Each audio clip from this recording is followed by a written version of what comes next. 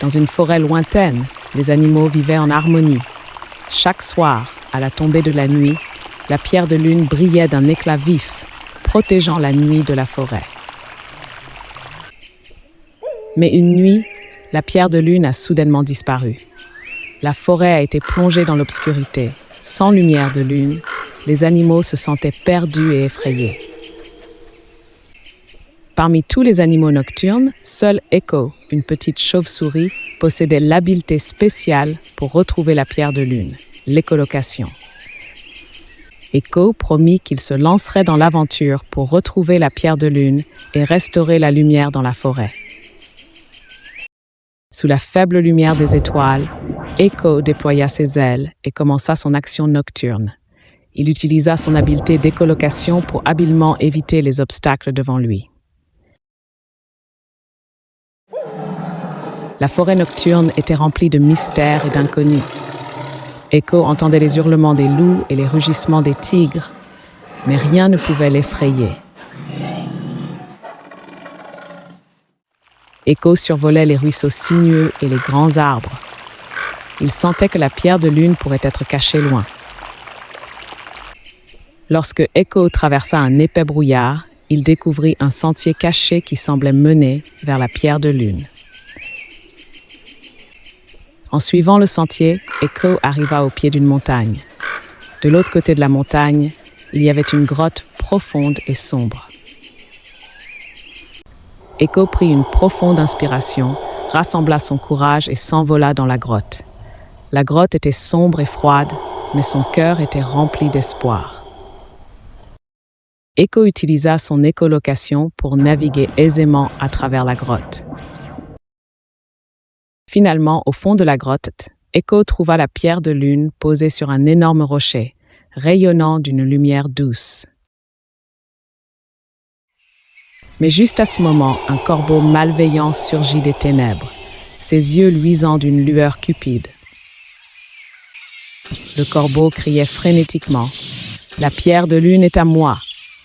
Mais Echo savait que la pierre de lune appartenait à toute la forêt et il devait la récupérer. Echo conçut un plan et décida d'utiliser une autre de ses compétences uniques, se suspendre.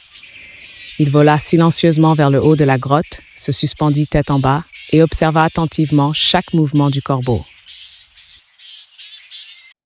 Juste à ce moment-là, un hibou à l'extérieur de la grotte poussa un cri, attirant l'attention du corbeau.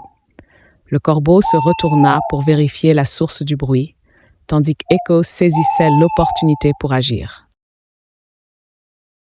Echo se laissa tomber du plafond de la grotte, saisit légèrement la pierre de lune.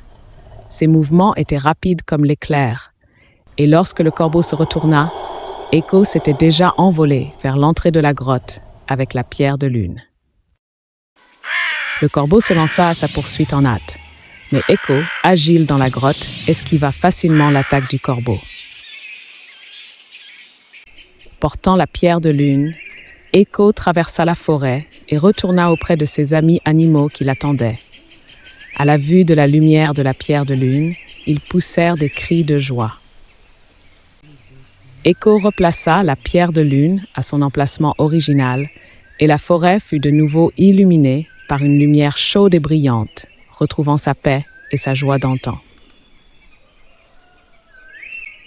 Dans notre histoire, Echo est une chauve-souris très spéciale qui utilise ses super pouvoirs pour accomplir des missions courageuses la nuit. Maintenant, découvrons quelques faits intéressants sur les chauves-souris dans le monde réel. Capacité d'écholocation.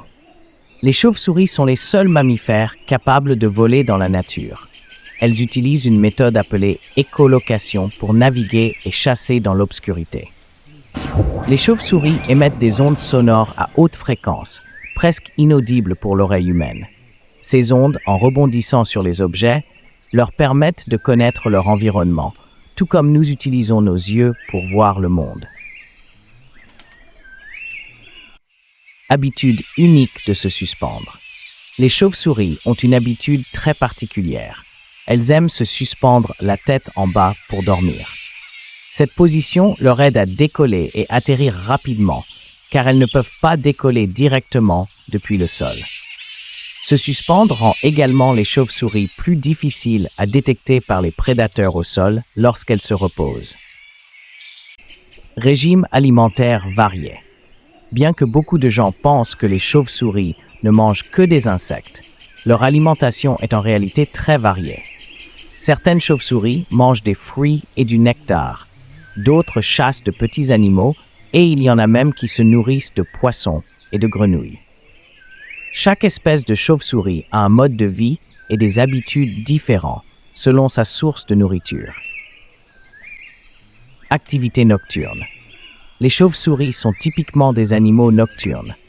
Pendant la journée, elles se reposent généralement dans des grottes, des trous d'arbres ou des bâtiments et ne sortent que la nuit tombée. Leur activité nocturne les aide à éviter de nombreux prédateurs et à réduire la concurrence pour la nourriture.